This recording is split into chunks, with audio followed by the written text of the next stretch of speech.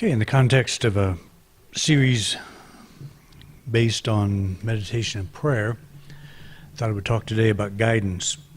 People raise the question of how do we invoke spiritual guidance quite a bit.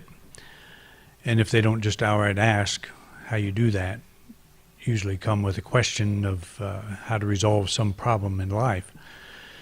And it's all involved with guidance. It's all about guidance.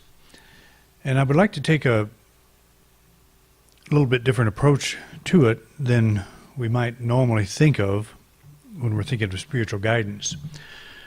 Spiritual guidance is obviously a very important aspect of meditation and prayer. It is also a very misunderstood subject that requires some rethinking in our approach to the subject. And some of that rethinking has to do with, we think of spiritual guidance as a means of getting from where we are to a place we want to be. And that is a legitimate approach. You're involved in something in your life, there's something pops up and causes all kinds of issues with you and you want to resolve it. And so you want to know, you want guidance on how to move successfully through that. You want a resolution to that issue, and that's, we don't want to deny that. We don't want to pretend like we don't have those kinds of things, because we do, all of us do. We took on a body, and that body has a lot of things that need to be done, need to be taken care of. And we have relationships, we have all kinds of things that go on that don't always go so smoothly. And so we often turn to God and say, how do I get through this? What's the best way to move through this? And so what we want to do is back up to this idea, the truth, that God will not give us anything that God has not already given us. In other words, we don't necessarily ask God for answers to specific problems, because we are the answer. And what spiritual guidance, the most powerful place we can start with asking for spiritual guidance is to affirm that I now have all that I need to know what to do next.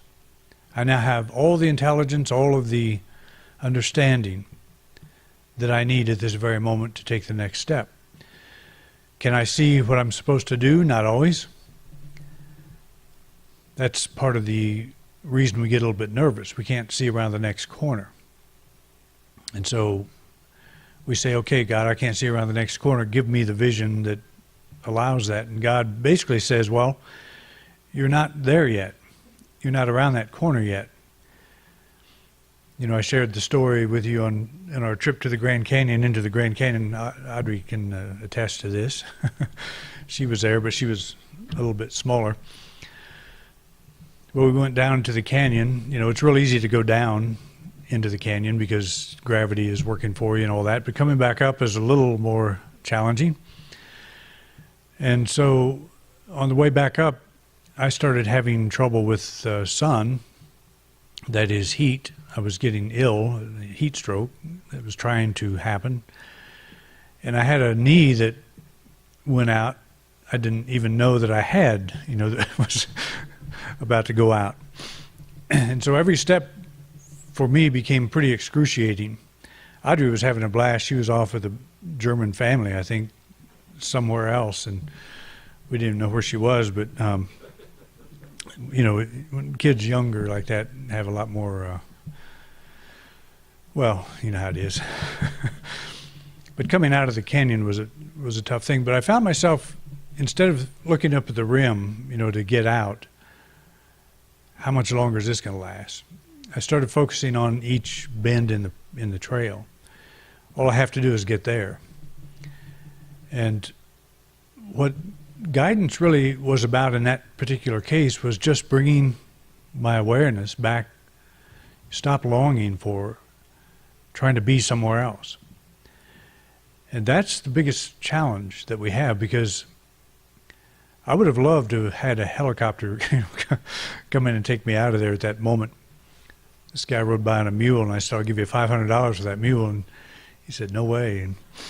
And I'm not a mule rider, but I would have ridden that mule.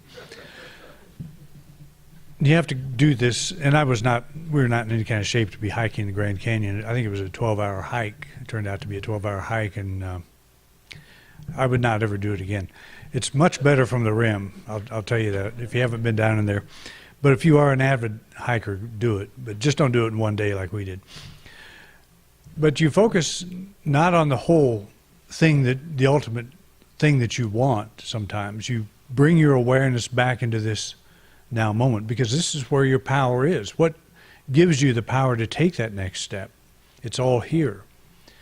And if you're kind of frittering away your power looking for a place that you're not, trying to be in some place that you're not, and just kind of think about something that's going on in your life right now, and watch if you're doing this. If you're thinking, I will be happy when I get there. My life will be complete. I'll be fulfilled when I get to that place, when I accomplish that thing, when I acquire that new thing. We so often associate guidance with that. We say, okay, I'll be happy when I get that, so God, how do I get it? And it's kind of the wrong question, because God is not going to give that thing to us. Have you ever asked God to give you a car? You know, cars aren't made in heaven. They're made down here. And so, you purchase a car down here. It doesn't just manifest on your lawn, although, you know, if you read some of the prosperity instructors, they may give you that impression. But it rarely works that way. Sometimes, you know, somebody steps forward and shows you a way to get a car or whatever. I mean, there's all kinds of ways for things to happen. But it's never that magic thing that we are sometimes told will happen if we just think positive and, you know, keep our energy up and all that. What you want is a universal ability, a universal energy to take your next step, whatever that is. Sometimes the thing that you need is not the thing you think you need, it's faith. It's, I have the faith that where I am is perfect. I'm in the perfect place right now. Instead of trying to get out of it, I pull myself back and say, this is my life right now. There's all kinds of things going on right here, right now, that I'm probably missing because I'm pining away for something I don't have. So we often associate guidance with getting or becoming something that we're not. And let's work at pulling that back and thinking God is my source. God is this invisible energy that is bubbling up in me. God cannot give me any more than God has given me at this moment. And that means God has given me God's all. All of the life, love, power, and intelligence that I'm willing to accept are now here, are now bubbling forth through me. So those things, you know, if I need more intelligence, if I feel like I don't know what to do, I affirm I do know what to do. I'm open and receptive to the infinite intelligence of God right now. So basically guidance, instead of taking us out someplace, it brings us here. It enables us to be in the only place we can ever be, and that's here now. And it enables us to be okay here, to be whole, to be healthy, to be to know that whatever I need to do next, I'll do next. Whatever step I need to take, I will know how to do it. I'll know which step to take. Quite often that place involves the place we think we need to be, involves the acquisition of a material object, a position, a relationship, or a new lifestyle. If I just get that thing or get there, I'll be happy.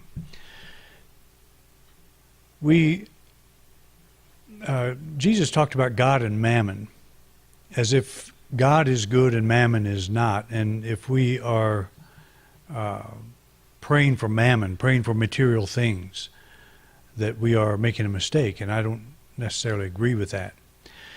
If you think about what God is this invisible energy. But God manifests, you know, untouched by the human mind, God manifests as a very beautiful manifest realm. We call it nature. We call it Mother Nature. So that's two things going on. There is a spiritual level and there's a material level. Is that bad?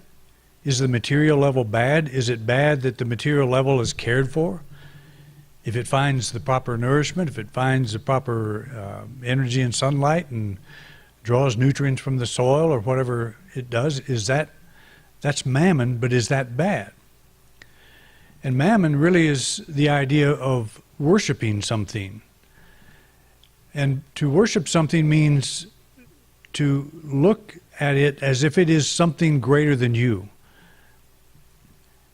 And so we do that often with our material wealth, our material side, our jobs, our relationships. Without you, I'm nothing. Just listen to country music for a little while, and it's like, if I don't have you, I will just dry up and blow away. That's kind of the theme of I shouldn't say country music, it's the theme of all the music. But is that true? If you think if you think you can't live without somebody, you ought to try it. If you think that they can't live without you, you should try that. Because we can. We don't want to be dependent on people, places, and things. We don't want to just snub everybody either. We live in this world. We want to have relationships. We want to have things. But we begin to worship things when we think we can't live without them. I'm not enough without this thing. And so, God, please show me how to get it so I'll be more fulfilled. There's nothing wrong with having things.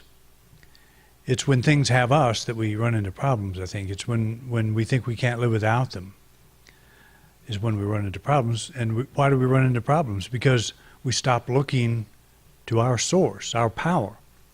And we look to something else to bolster us, to give us strength and power. And yes, people encourage us. You can read books and things that inspire you. But the people and the books and the messages that inspire us, why do they do that? What they are doing is reminding us of something we already have. They're reminding us of our power. They're reminding us that, yes, I can do this because I am more than I thought. It's great when somebody comes along, when you're saying, I can't, and they say, yes, you can, and they light a fire under you or encourage you in some way to move forward, to encourage you to go forward, to say, yes, I can. They don't have power that they're giving you. They don't have something that they're giving you. They have an understanding that there's more in you than you thought, and they're just reminding you of the truth. So what you're doing is coming back to yourself.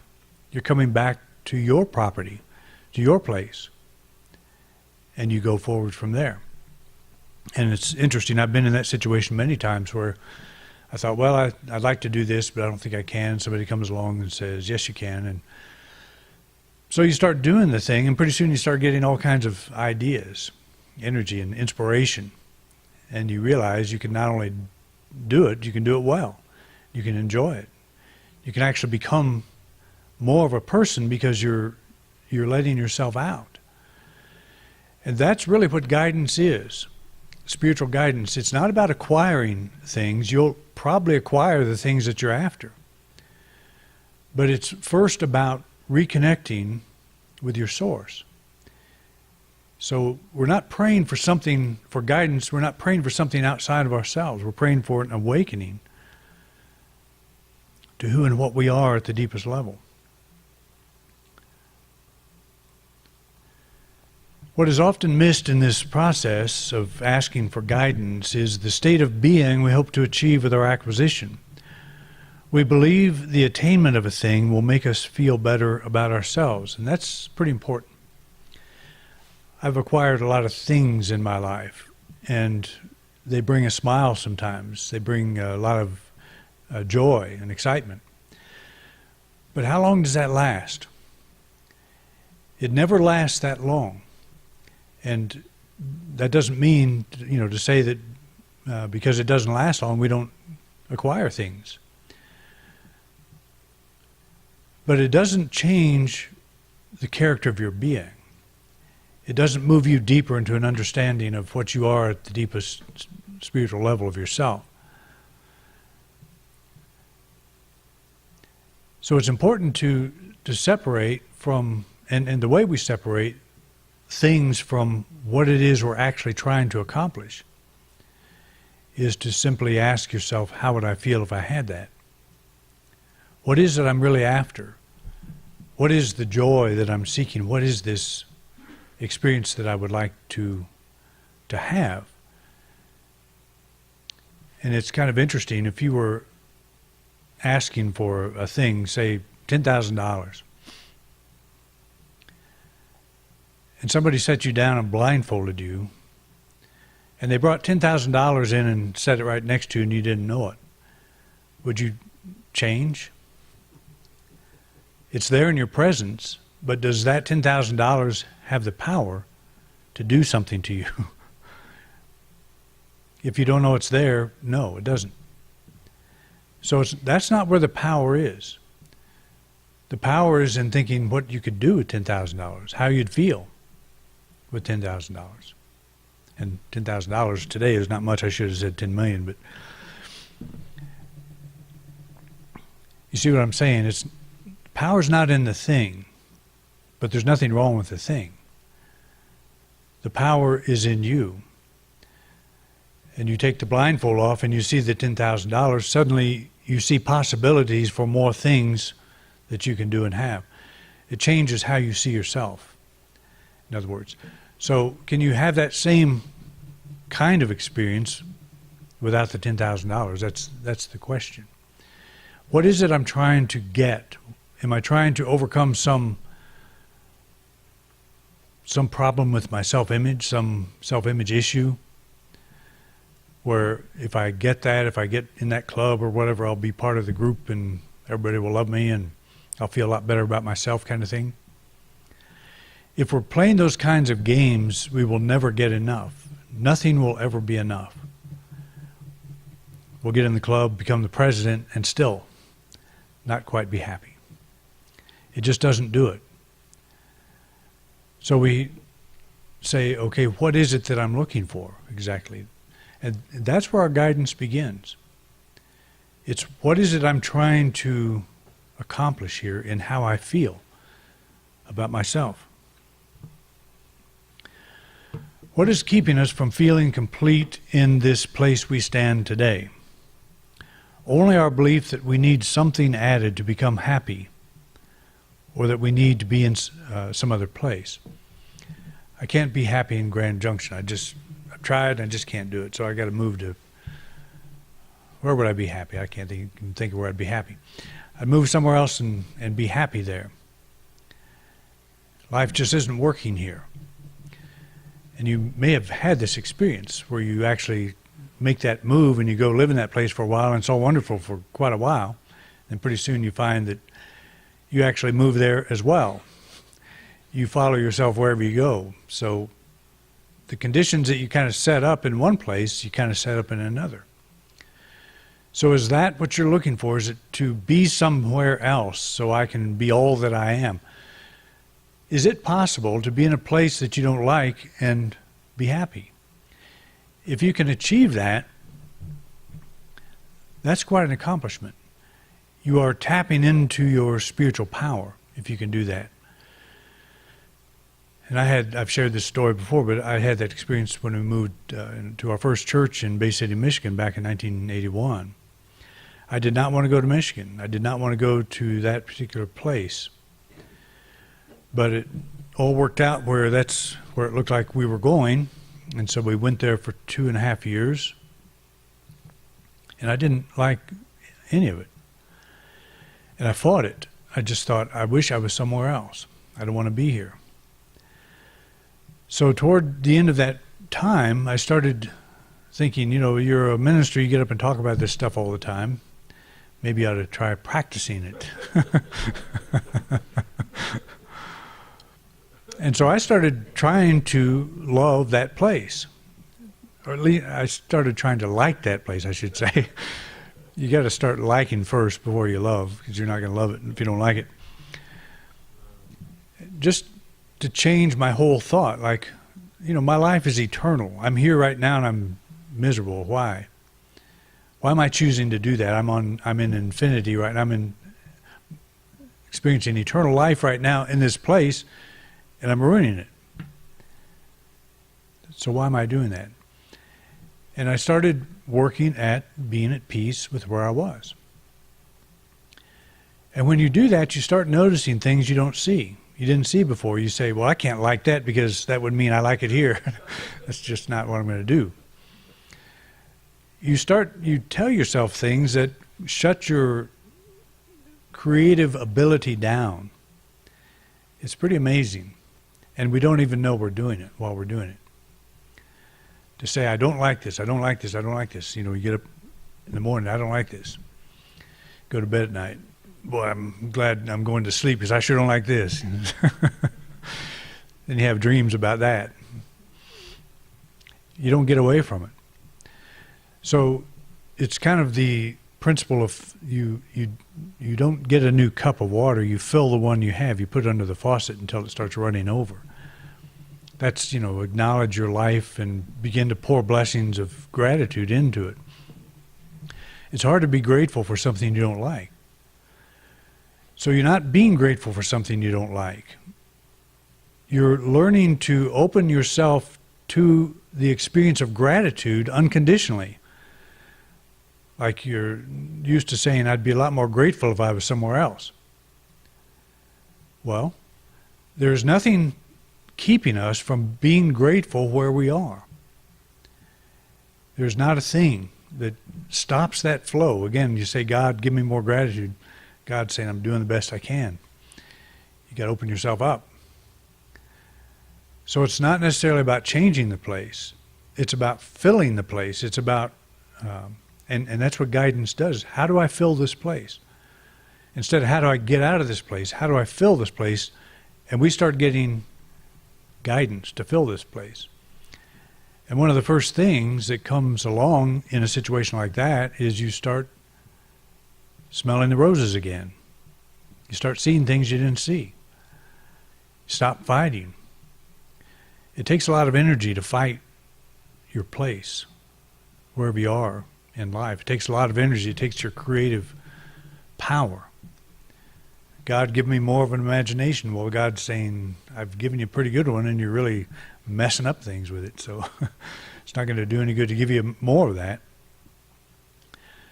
So we visualize all the reasons we don't like something. But our guidance, true spiritual guidance, brings us back to not giving us anything new, but helping us to see where we are is okay.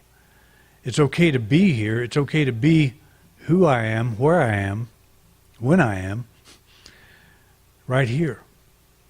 And we begin to fill the cup right where we are.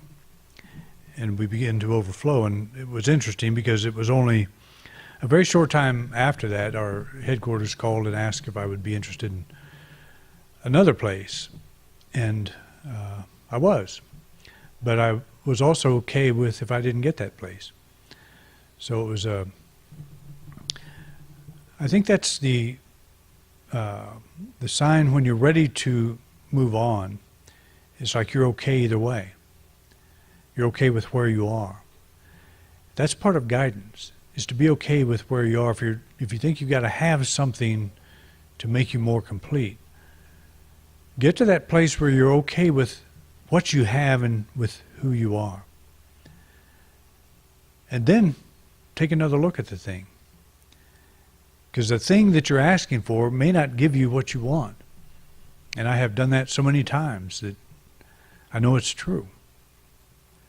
And again, it's not about having or not having. It's about what's going on in us. We're trying to set ourselves free with these spiritual ideas. And are we setting ourselves free with these spiritual ideas, or are we just trying to learn how to get more stuff using spiritual principles?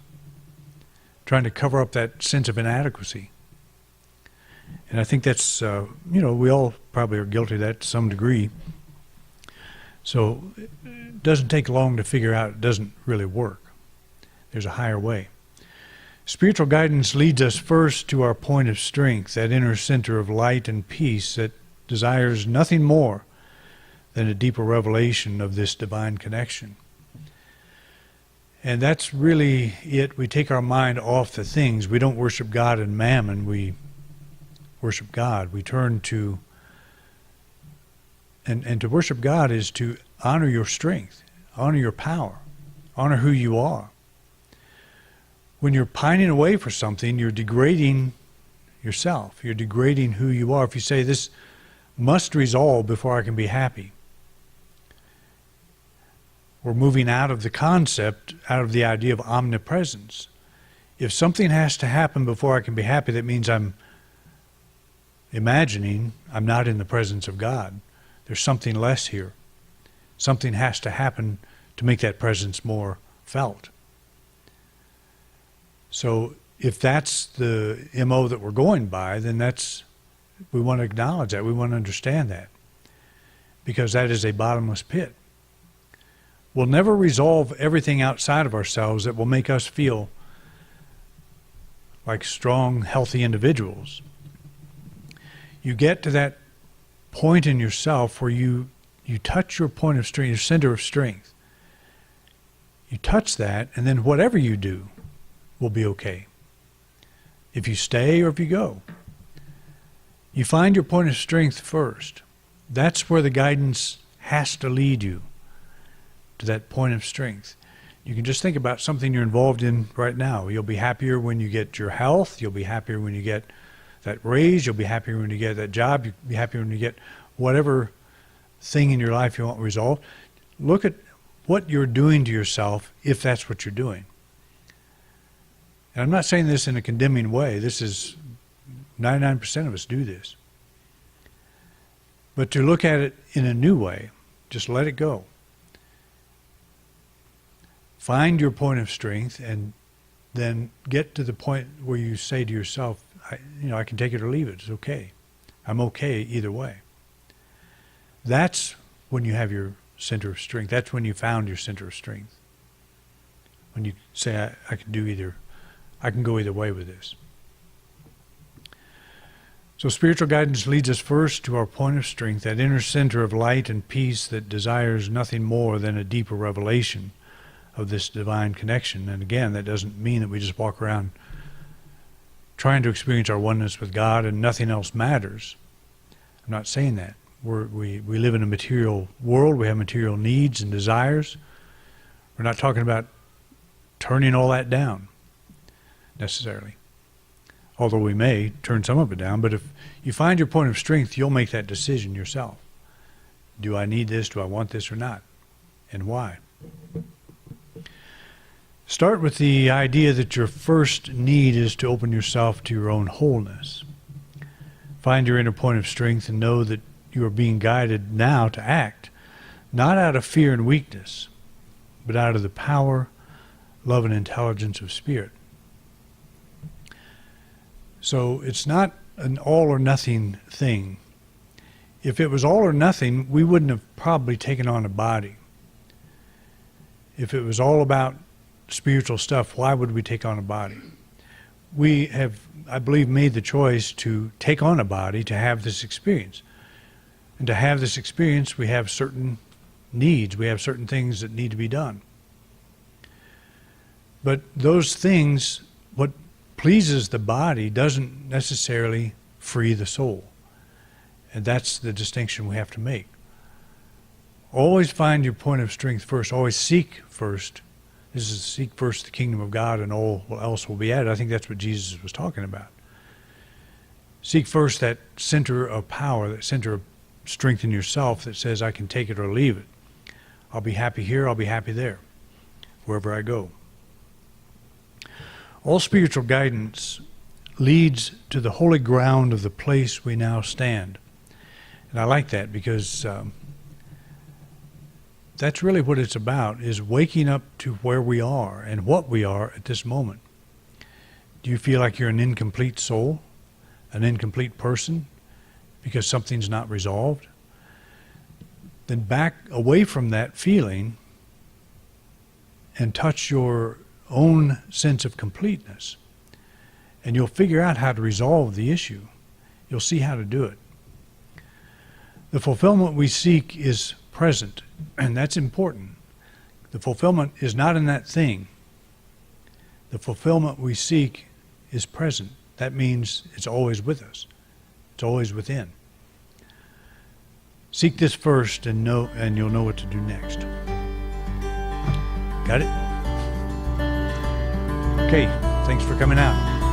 We'll see you again next week.